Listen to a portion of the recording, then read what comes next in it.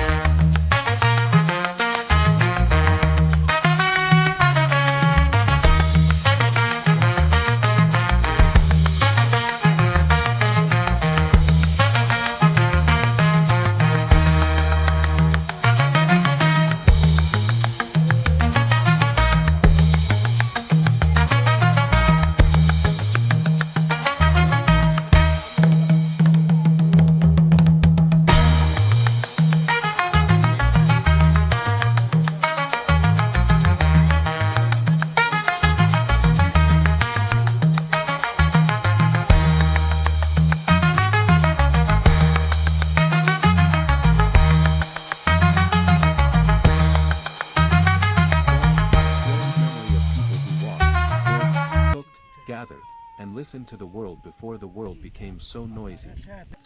History, for a long time, was told from the top down. Kings, generals, conquerors. Maps redrawn. Empires made and unmade. Battles with dates. Treaties with clauses. Crowns and swords. But that's not the only way time passed. Long, slow memory of people who walked, built, cooked, gathered, and listened to the world before the world became so noisy. History, for a long time, was told from the top down. Kings, generals, conquerors. Maps redrawn. Empires made and unmade. Battles with dates. Treaties with clauses. Crowns and swords. But that's not the only way time passed. People are hungry now for something else. A history that lives lower to the ground. Closer to the soil. Not the story of who ruled, but how people lived. What they ate. Where they slept. How they raised children. How they waited out the rain. How they gathered roots when no fruit would grow. How they healed. How they carried grief, and how they passed joy along in stories around the fire. Let's begin where history is often quietest. With the indigenous peoples whose voices were left out of the official records. Not because they didn't have stories, but because they didn't write them down in books or carve them in stone for kings. They stored them in the rhythm of seasons. In the smell of wild honey. In the position of stars. In the ways you speak to elders, or don't speak at all. The Hadzabe of East Africa, for example, have lived much the same way for thousands of years. Their days begin when the birds begin, and they don't count time in hours. They hunt not with guns, but with bows made from the branches they cut, shaped, and strung by hand. They listen more than they talk. They eat together. They laugh, too, at things so small they wouldn't be noticed in a city. A missed arrow. A stubborn tree. A child mimicking a baboon's call. They have no chief. No calendar. No currency. And yet, they have survived. Not by conquering, but by adapting. Watching. Waiting. Remembering. And it's not just Africa. In the highlands of Andean South America, women wove cloth with patterns that told stories.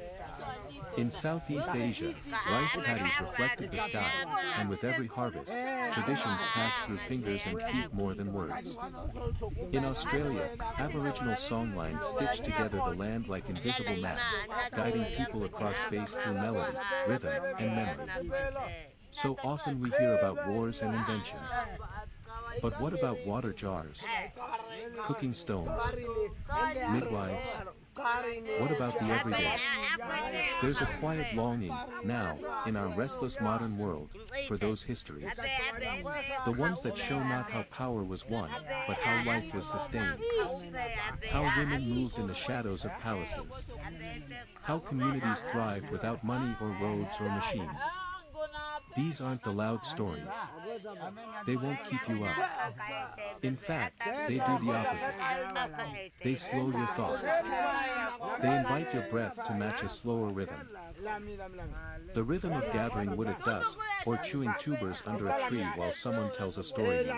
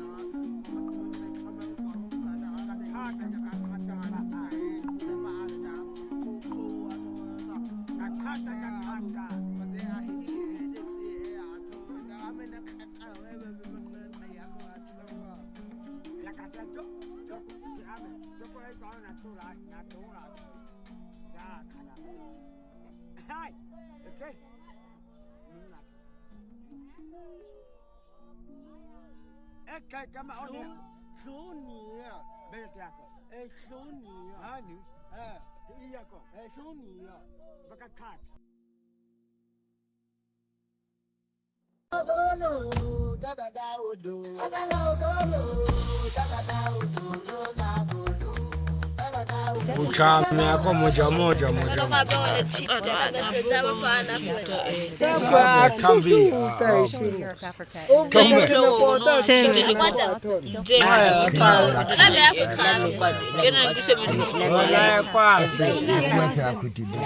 Listen closely to their incredible click-based reflects their deep cultural heritage. Watch as they gather around the fire to prepare a freshly hunted meal, cooking with nothing but natural tools and age-old techniques. Meat on bone fire the result? A flavorful, nourishing feast straight from the wild. This video is not just about food, it's about survival, community, language, and connection to the land. Whether you're passionate about indigenous cultures, fascinated by bushcraft, or just curious about life off the grid, this is a powerful look at real, raw human life, far from modern convenience. Travel deep into the heart of East Africa and spend a day with the Hadza tribe, one of the last true hunter-gatherer societies still living as humans did for thousands of years. In this documentary-style video, you'll witness the Hadza's extraordinary connection to nature, from tracking and hunting wild animals with handmade bows and poisoned arrows to preparing delicious bush meals using natural ingredients gathered from the land. Direct hit hunting techniques. The Hadza hunt using traditional methods, no guns, no modern tools, just handcrafted bows, keen instincts, and silent teamwork. Whether they're chasing baboons, birds, or small antelope, every step in the hunt is guided by ancestral knowledge and deep respect for nature. You'll see how every part of the animal is used, wasting nothing. Click language communication. The Hadza language is one of the world's rare click languages, filled with pops, clicks, and tones that are as musical as they are complex. It's not just communication. It's a cultural identity that has survived for millennia, even as modern influences close in. Wild cooking and family meals. After the hunt, the tribe gathers around a fire to cook their catch. Meals are shared communally, seasoned only by fire and experience. Watch as they Hadzabe music, the ancient soundtrack of survival, spirit, and community. The Hadzabe people of northern Tanzania are one of the last remaining hunter-gatherer tribes in the world. Living near Lake Eyasi, they maintain a way of life that has remained largely unchanged for thousands of years. Central to their cultural identity and community life is music, a powerful, expressive tradition that brings the tribe together and connects them with nature, their ancestors, and each other. The role of music in Hadzabe life. For the Hadzabe, music is not a separate art form, it's woven into daily life. Unlike modern societies where music may be confined to concerts, recordings, or entertainment venues, Hadzabe music is functional, spiritual, and communal. It is not performed in the conventional sense, it is experienced and lived, often spontaneously. Music is used for celebration, after a successful hunt or community gathering. Storytelling. Passing down tribal stories, myths, and history through song. Rituals and ceremonies, including rites of passage, healing dances, initiation, and weddings. Bonding and play, around the campfire in the evening, singing, clapping, and dancing. Spiritual connection, songs are often directed toward spirits of the forest, ancestors, or used in rainmaking rituals. Instruments, rhythm from the earth. Most Hadzabe music is vocal and percussive, made using the body and natural instruments. Instruments are few but deeply symbolic and effective. Drums, often crafted from hollowed logs and animal skins. Used for rhythm in group dances and ceremonies.